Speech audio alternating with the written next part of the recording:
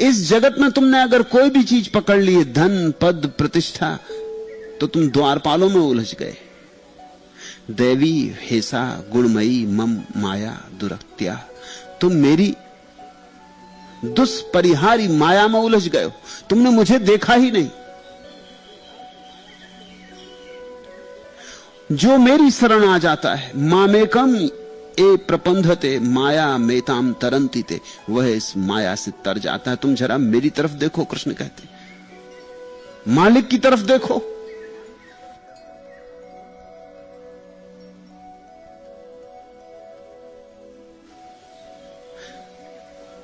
तुम उसकी साधारण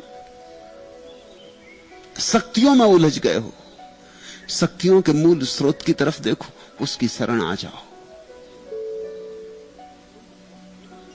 तुम ऐश्वर्य में उलझ गए हो, ईश्वर की तरफ देखो जो सारे ऐश्वर्य का मूल स्रोत है। उसके चरणों में गिर जाओ। उसके चरण में गिर जाने का नाम अनन्य भक्ति।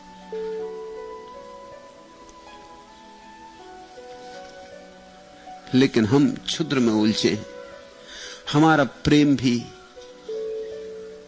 देह में उलझा है, हमारा प्रेम भी नाक नक्शों में उलझा है, हमारा प्रेम भी बड़ा दयनीय है, मगर हम वहीं अपना गुणगान किए रहते हैं। सुनो,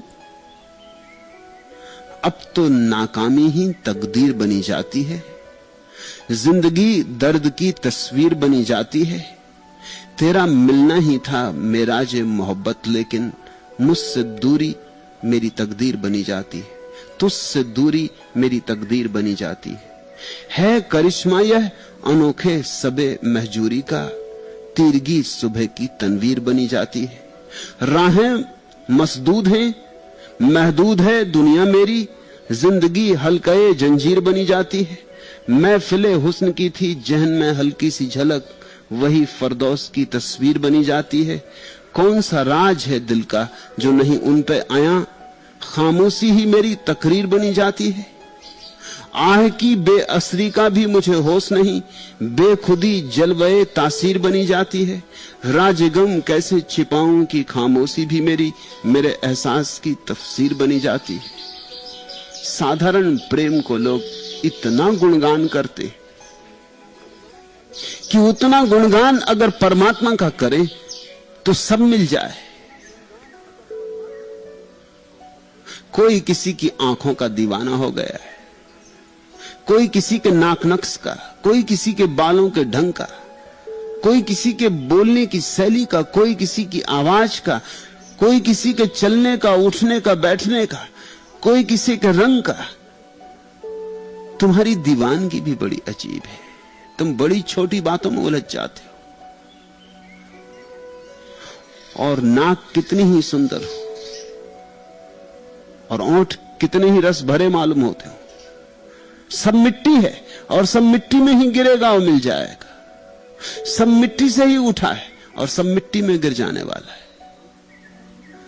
और इस सारी मिट्टी के खेल के बीच परमात्मा भी छिपा है, मगर तुम बाहर बाहर ही भटक जाते हो, तुम द्वारपाल में ही उलझ जाते हो। तुमने जब किसी सुंदर स्त्री के मोह में अपने को बंधा पाया या सुंदर पुरुष के मोह में बंधा पाया, तब तुमने याद भी किया है कि तुमने उसके भीतर छिपे परमात्मा को देखा या नहीं। फिर अगर तुम दुखी होते हो तो आश्चर्य नहीं, और अगर तुम्हारा प्रेम जंजीरें ढाल देता है तुम्हारे लिए तो आश्चर्य नहीं है। और अगर तुम्हारा प्रेम तुम्हारे लिए दुख के न मालूम कितने कितने उपाय ले आता है तो आश्चर्य नहीं। मूल भूल हो गई, तुमने मालिक को नहीं पहचाना, तुम केवल मालिक के कपड़ों से उलझ गए।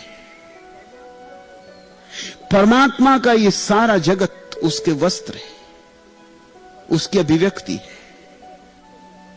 तुम इसी में मत खो जाना। यह अभिव्यक्ति सुंदर है, मगर उसके मुकाबले क्या जो इसका मालिक है।